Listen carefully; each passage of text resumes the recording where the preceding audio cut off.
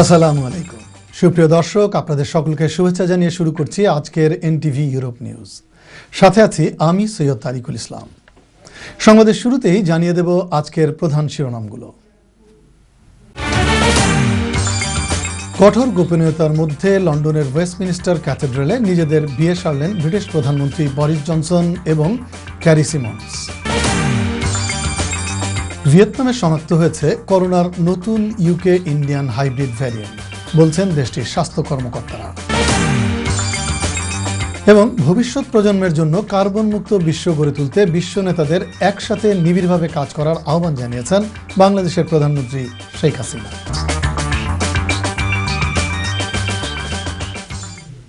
শুনছিলেন শিরোনাম, এবারে বিস্তারিত। দর্শক, শুরুতেই ব্রিটেন প্রসঙ্গ। কঠোর গোপনীয়তার মধ্যে লন্ডনের ওয়েস্টমিনিস্টার ক্যাথেড্রালে শনিবার নিজেদের বিয়ে সারলেন ব্রিটিশ প্রধানমন্ত্রী বরিস জনসন এবং ক্যারি সিমন্স।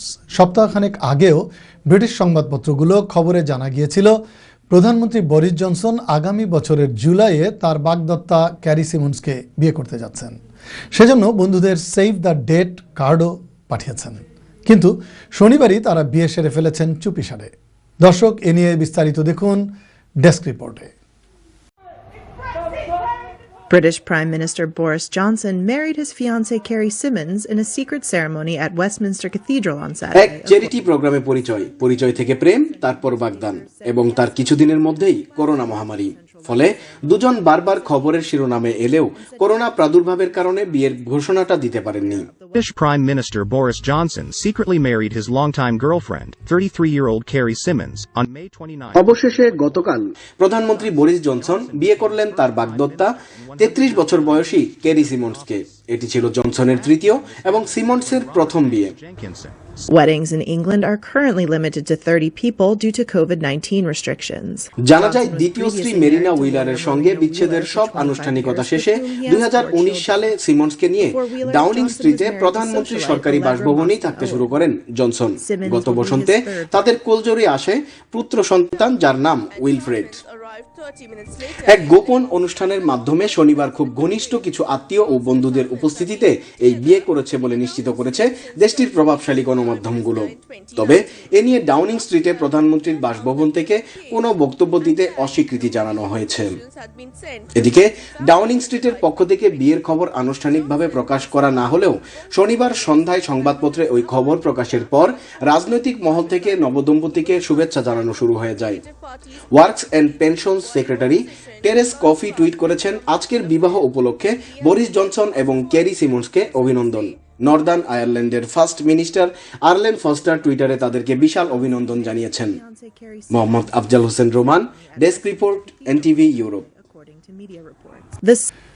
ক্রমেই ধরন বদলাচ্ছে নভেল করোনা ভাইরাস। এবার ভারতীয় স্ট্রেইন এবং ব্রিটিশ স্ট্রেইনের সংমিশ্রণে নতুন একটি হাইব্রিড ভ্যারিয়েন্ট শনাক্ত করল ভিয়েতনাম। দেশটির স্বাস্থ্যমন্ত্রী নুয়েন থান লং গতকাল শনিবার জানান, নতুন এই মিশ্র ভ্যারিয়েন্ট বাতাসে ভেসে দ্রুত ছড়িয়ে পড়তে সক্ষম এবং অন্য ভ্যারিয়েন্টগুলোর চেয়ে অনেক বেশি সংক্রামক। এই নতুন ভ্যারিয়েন্ট অত্যন্ত বিপজ্জনক বলে জানিয়েছেন ভিয়েতনামের স্বাস্থ্যমন্ত্রী। সংবাদ মাধ্যম বিবিসি জানিয়েছে, প্রথম থেকেই করোনা সংক্রমণ নিয়ন্ত্রণের মধ্যে রেখেছিল ভিয়েতনাম। এ পর্যন্ত সে দেশে মোট সংক্রমণ মাত্র 6,700 কিছু বেশি, আর দেশটিতে করোনায় মারা গেছে 47 জন। কিন্তু চলতি বছরের এপ্রিল থেকে চিত্রটি ভিন্ন। দ্রুত ছড়িয়ে পড়ছে সংক্রমণ। দেশটিতে মোট সংক্রমণের অর্ধেকের বেশি 3,600 জন হয়েছে এপ্রিলে। ভিয়েতনামের স্বাস্থ্যমন্ত্রী নুয়েন বলেন, আমরা জিন সিকোয়েন্সিং করছিলাম, তাতে এক করোনা রোগীর দেহে এমন একটি স্ট্রেন পাওয়া গেছে যেটি ভারতীয় ও ব্রিটিশ স্ট্রেইনের মিশ্রণ। এটি মূলত ছিল যুক্তরাজ্যের স্ট্রেইন। ইংল্যান্ডে ভ্যাকসিন কার্যক্রম বেশ দ্রুত গতিতে এগিয়ে যাচ্ছে। ভ্যাকসিনের উভয় ডোজ গ্রহণের পর খুব স্বল্প সংখ্যক মানুষ হাসপাতালে ভর্তি হতে হচ্ছে, এমনটাই জানিয়েছেন ইংল্যান্ডের head of NHS provider Chris Hobson. তিনি বলেন, ভ্যাকসিন গ্রহণের ফলে মানুষ উচ্চ মাত্রার সুরক্ষা পাচ্ছে। এদিকে ভ্যাকসিন মন্ত্রী নাদিম জাহাউই নিশ্চিত করেছেন, সরকার এনএইচএস কর্মীদের জন্য করোনা ভাইরাসের ভ্যাকসিন গ্রহণ বাধ্যতামূলক করার বিষয়ে বিবেচনা করছে। অন্যদিকে যুক্তরাজ্যে গত 24 ঘন্টায় নতুন করে 3,398 জন করোনা আক্রান্ত হয়েছেন। এ নিয়ে গত এক সপ্তাহে আক্রান্ত হয়েছেন 21,469 জন। গত 24 ঘন্টায় মারা গেছেন 7 জন। এছাড়া ভ্যাকসিনের প্রথম ডোজ নিয়েছেন 3,60,68,346 জন। উভয় ডোজ নিয়েছেন 2,48,92,416 জন। জলবায়ুর প্রভাব মোকাবেলায় ভবিষ্যৎ প্রজন্মের জন্য কার্বন মুক্ত বিশ্ব গড়ে তুলতে বিশ্ব নেতাদের একসাথে নিবিড়ভাবে কাজ করার আহ্বান জানিয়েছেন বাংলাদেশের প্রধানমন্ত্রী শেখ হাসিনা।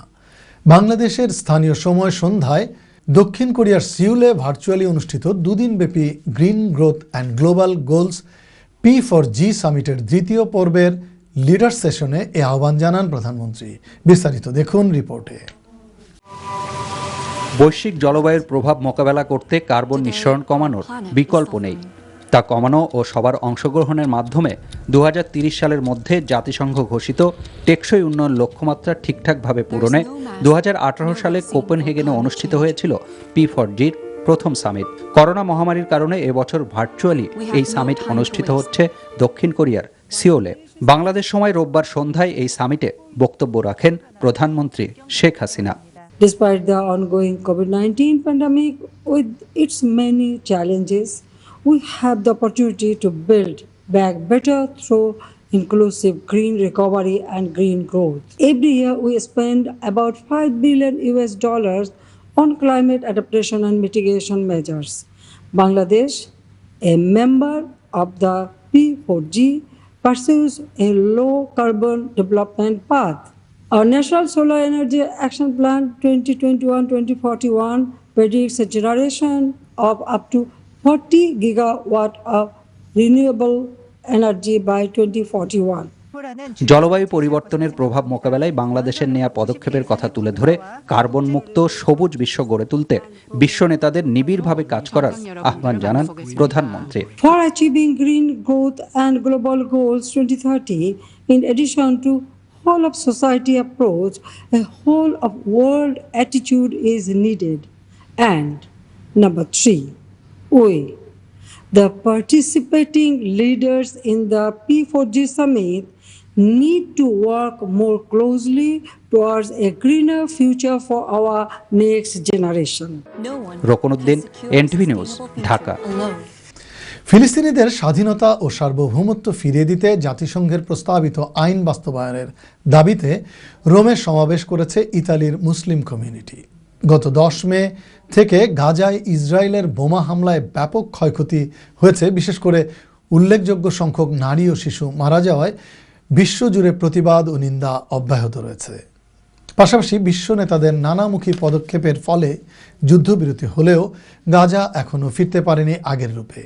ইতালি থেকে সহকর্মী মোহাম্মদ আফজাল হোসেন রোমান জানান, 70 বছর ধরে চলমান ধ্বংসযজ্ঞের স্থায়ী সমাধানের দাবিতে ইতালির রাজধানী রোমে গত 28 মে শুক্রবার মুসলিম কমিউনিটি ইতালির উদ্যোগে এবং বিশিষ্ট কমিউনিটি ব্যক্তিত্ব শাহ তাইফুর রহমান ছোটনের সার্বিক তত্ত্বাবধানে এক সমাবেশের আয়োজন করা হয়, যেখানে ফিলিস্তিনিদের স্বাধীন ও সার্বভৌম রাষ্ট্র হিসেবে প্রতিষ্ঠিত করার দাবি জানানো হয়েছে। উক্ত সমাবেশে বাংলাদেশি কমিউনিটির নেতৃবৃন্দ সহ বিভিন্ন দেশের নাগরিক অংশগ্রহণকারী নেতৃবৃন্দ অবিলম্বে জাতিসংঘকে ফিলিস্তিনিদের স্বাধীন রাষ্ট্র প্রতিষ্ঠায় প্রস্তাবিত পদক্ষেপের বাস্তবায়নের লক্ষ্যে কাজ করার আহ্বান জানান এবং যুদ্ধ বিধ্বস্ত দেশটির জনগণকে সহযোগিতা করারও দাবি জানানো হয়। পাশাপাশি তারা ইসরায়েলের এই ধরনের অমানবিক ও যুদ্ধ ভাবাপন্ন মানসিকতার জন্য তীব্র ক্ষোভ ও নিন্দা জ্ঞাপন করেন। পরিশেষে নৃশংস হত্যাযজ্ঞে নিহতদের রুহের মাগফিরাত কামনা করে এবং অসুস্থদের জন্য সুস্থতা কামনা করে বিশেষ দোয়া করা হয়। করোনা ভাইরাসের ভারতীয় স্ট্রেনে বাংলাদেশের সংক্রমণের পরিস্থিতি অবনতি হওয়ায় প্রেক্ষাপটে ভারত, বাংলাদেশ এবং শ্রীলঙ্কা থেকে ইতালিতে প্রবেশের নিষেধাজ্ঞা আরও এক ধাপ বাড়িয়ে আগামী 21শে জুন পর্যন্ত বহাল রেখেছে দেশটির সরকার। আমাদের ইতালি প্রতিনিধি মোহাম্মদ আফজাল হোসেন রোমান জানান, আজ সকালে ইতালির স্বাস্থ্যমন্ত্রী রবের্তো স্পেরানজো নতুন একটি অধ্যাদেশের মাধ্যমে ভারত, বাংলাদেশ এবং শ্রীলঙ্কা থেকে আগতদের ইতালিতে প্রবেশে নিষেধাজ্ঞার মেয়াদ আগামী 21শে জুন পর্যন্ত বর্ধিত করেছেন। উল্লেখ্য, এর আগে গত বছরের জুলাইতে ঢাকা থেকে যাওয়া যাত্রীদের উল্লেখযোগ্য সংখ্যক করোনায় আক্রান্ত হওয়ার পর বাংলাদেশ থেকে সব ধরনের ফ্লাইট বন্ধ রাখার ঘোষণা দিয়েছিল ইতালি কর্তৃপক্ষ। বাংলাদেশিদের জন্য সেই নিষেধাজ্ঞা প্রত্যাহার হয় গত অক্টোবরে। এরপর গত 29 এপ্রিল নতুন করে বাংলাদেশ, ভারত ও শ্রীলঙ্কার নাগরিকদের দেশটিতে প্রবেশ নিষেধাজ্ঞা দেয় ইতালি। সে সময় ভারত থেকে আসা একটি ফ্লাইটের 213 জন যাত্রীর 23 জনের করোনা শনাক্ত হওয়ার পর দেশটির কর্তৃপক্ষ এমন সিদ্ধান্ত নেয়। তবে এই 3 দেশের নাগরিকের ওপর নিষেধাজ্ঞা থাকলেও ইতালির নাগরিকদের ক্ষেত্রে তা প্রযোজ্য হবে না। গত বছরের শেষ দিকে B1.617 নামের করোনা অতি সংক্রামক ও ডাবল মিউটেন্ট নতুন একটি ধরন শনাক্ত হয়েছে ভারতে। দেশটিতে মারাত্মকভাবে করোনা ছড়িয়ে পড়ার জন্য এটিকে অন্যতম কারণ মনে করা হচ্ছে। দর্শক, এবার খেলার খবর।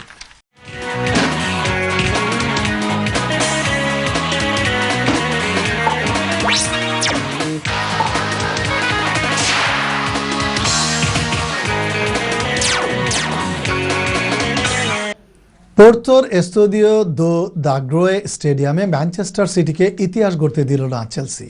কাই হাভার্টসের একমাত্র গোলে চ্যাম্পিয়ন্স লিগের মুকুট পড়ল লন্ডনের ক্লাবটি। বিস্তারিত দেখুন রিপোর্টে। গান আর প্রযুক্তির সহায়তায় চ্যাম্পিয়ন্স লিগের ফাইনাল শুরুর আগেই এক অন্যরকম আবহ তৈরি করেছিল উয়েফা। শুরুর মতো শেষ লিগের ফাইনালে উঠেছে যাদের সবাই হারল, সিটিজেনরাও পারল না ব্যতিক্রম হতে। বলা ভালো, তাদের ব্যতিক্রম হতেই দিল না টমাস টুখেলের চেলসি, যে কারণে কাঙ্ক্ষিত ট্রফিটা হাতে ধরার আগে পাওয়া এফএ কাপের ফাইনালে হারা দলটাই চ্যাম্পিয়নদের চ্যাম্পিয়ন হয়ে গেল, আদায় করে নিল ইউরোপ সেরার স্বীকৃতি। অল ইংলিশ ফাইনালের আসরটি বসেছিল পর্তুগালে, যেখানে পেপ গার্দিওলার ম্যানচেস্টার সিটির 4-3-3 ফরমেশনকে বারবারই ব্যস্ত রেখেছে অল ব্লুজরা। প্রথমবার ফাইনালে উঠে শিরোপাটা জার্মানির 21 বছরের ফরোয়ার্ডের ফিনিশিং সামর্থ্যকে স্মরণ করাবে বারবার। পরে গোল শোধের উপায় খুঁজতে থেকেছে ম্যানচেস্টার সিটি। অন্যদিকে ব্যবধান বাড়ানোর চেষ্টাও করেছে চেলসির আক্রমণ ভাগ, কিন্তু কোনো পাশ থেকেই উল্লাস করার ক্ষণ মেলেনি।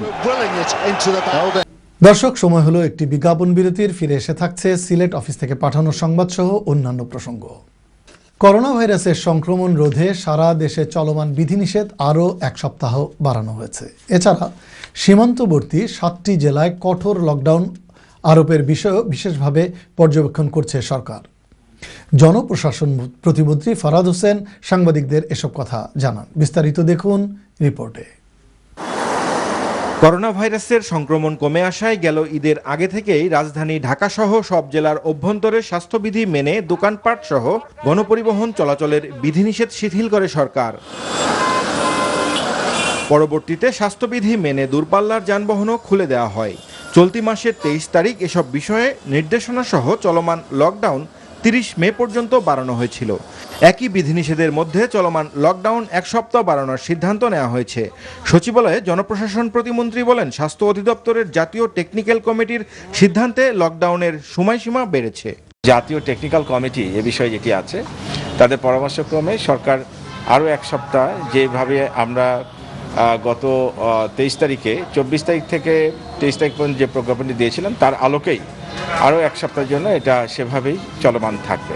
তবে কিছুদিন ধরেই দেশের সীমান্তবর্তী চাঁপাইনবাবগঞ্জ জেলায় সংক্রমণ হঠাৎ বেড়ে গেলে ওই জেলায় আরোপ করা হয় কঠোর লকডাউন।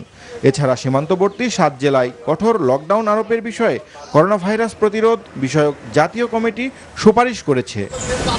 আমরা চাইব যে সীমান্তবর্তী এলাকাগুলোর উপরে আমরা বিশেষ নজর রেখেছি, যদি সেখানে আমাদের নিয়ন্ত্রণ করতে হয় ওই জায়গাগুলোতে চলাফেরার উপর আমাদের নিয়ন্ত্রণ আরোপ করতে পারবো, যেটি আমরা চাঁপাইনবাবগঞ্জে করেছি তাৎক্ষণিকভাবে। তো সেটি আমরা পর্যবেক্ষণ করছি যে বিষয়গুলো কি হয় আমরা দেখি। তবে এখন আপাতত স্পষ্ট করে কিছু আমাদের বলা যাচ্ছে না, কারণ আমরা পরিস্থিতি বুঝে আমরা সিদ্ধান্ত গ্রহণ করব। চাঁপাইনবাবগঞ্জ ছাড়াও ভারতীয় সীমান্তবর্তী রাজশাহী, নওগাঁ, নাটোর, সাতক্ষীরা, খুলনা, যশোরে কঠোর লকডাউন আরোপের সুপারিশ করা হয়েছে। Mizan Rahman, NTV news, Dhaka. এবার সিলেট প্রসঙ্গ। সিলেটে ফের ভূমিকম্পে আতঙ্কিত নগরবাসী। 7 দিন সতর্ক থাকার আহ্বান জানিয়েছে বিশেষজ্ঞরা। অন্যদিকে নগরীতে হেলে পড়া বহুতল ভবন থেকে রাতেই লোকজন সরিয়ে নেওয়ার নির্দেশ দিয়েছে সিসিক কর্তৃপক্ষ। সিলেট থেকে রুহিন আহমেদের ক্যামেরায় বিস্তারিত দেখুন আমাদের সহকর্মী সাজলু লস্করের রিপোর্টে। গতকাল শনিবারের পর আজ রোববার ভোরে ফের ভূমিকম্পে কেঁপে উঠল সিলেট। দফায় দফায় ভূমিকম্প অনুভূত হয় সিলেটবাসীর মধ্যে দেখা দিয়েছে আতঙ্ক। আর এই বয়ে অনেকেই নগরী থেকে পরিবার নিয়ে চলে গেছেন গ্রামের বাড়িতে। আগামী 7 দিন নগরবাসীকে সচেতন থাকার আহ্বান জানান শাহজালাল বিজ্ঞান প্রযুক্তি বিশ্ববিদ্যালয়ের পরিবেশ ও প্রকৌশল বিশেষজ্ঞরা। গত 2 দিন যাবৎ সিলেটে যে হারে ভূমিকম্প ঘন ঘন দিচ্ছে, আমরা বাচ্চাদেরকে নিয়ে খুব একটা আতঙ্কিত আছি। অনেকটি পরিবার আতঙ্কিতের মধ্যে আছে। কোন সময় কি হয় না হয় জানা যায় না। তবে এ সময় আতঙ্কিত না হয়ে নগরবাসীকে সতর্ক থাকার আহ্বান জানায় সিসিক। রবিবার ভোর 4:35 ভূমিকম্পের মাত্রা ছিল 2.8, যার উৎপত্তিস্থল ছিল সিলেটের সীমান্তবর্তী এলাকা। তবে কোথাও কোনো ক্ষয়ক্ষতির খবর পাওয়া যায়নি। ভোরবেলায় আপনার 4:35 একটা ভূমিকম্প হয়েছে, সেটার ম্যাগনিটিউড মানে রিক্টার স্কেল ছিল 2.8, সেটার উৎপত্তিস্থল সিলেট। ভূমিকম্পে যতটুকু না ক্ষতিগ্রস্ত, তার থেকে আতঙ্কিত হয়ে তারা বেশি ক্ষতিগ্রস্ত হওয়ার ঝুঁকিটা বেশি থেকে যায়। টিলা যাতে না কাটা হয়, কারণ টিলা কাটলে কিন্তু আপনার যে ভূমিকম্পর ঝুঁকিটা বেশি বেড়ে যায়। ভোরে ভূমিকম্প হওয়ায় অনেকেই টের পাননি। যারা টের পেয়েছেন তাদের মধ্যে আতঙ্ক দেখা দেয়। অনেকে বহুতল বাসাবাড়ি থেকে নিচে নেমে আসেন। আগের দিন কয়েকবার ভূমিকম্প হওয়ায় আজকের ভূমিকম্প নিয়ে আতঙ্কটা ছিল একটু বেশি। সাজদুল লস্কর, এনটিভি ইউরোপ, সিলেট। দর্শক, সংবাদ শেষ করব তার আগে আবারও জানিয়ে দেব শিরোনাম। কঠোর গোপনীয়তার মধ্যে লন্ডনের ওয়েস্টমিনিস্টার ক্যাথেড্রালে নিজেদের বিয়ে সারলেন ব্রিটিশ প্রধানমন্ত্রী বরিস জনসন এবং ক্যারি সিমন্স। ভিয়েতনামে শনাক্ত হয়েছে করোনার নতুন ইউকে ইন্ডিয়ান হাইব্রিড ভ্যারিয়েন্ট, বলছেন দেশটির স্বাস্থ্য কর্মকর্তারা। এবং ভবিষ্যৎ প্রজন্মের জন্য কার্বন মুক্ত বিশ্ব গড়ে তুলতে বিশ্ব নেতাদের একসাথে নিবিড়ভাবে কাজ করার আহ্বান জানিয়েছেন বাংলাদেশের প্রধানমন্ত্রী শেখ হাসিনা।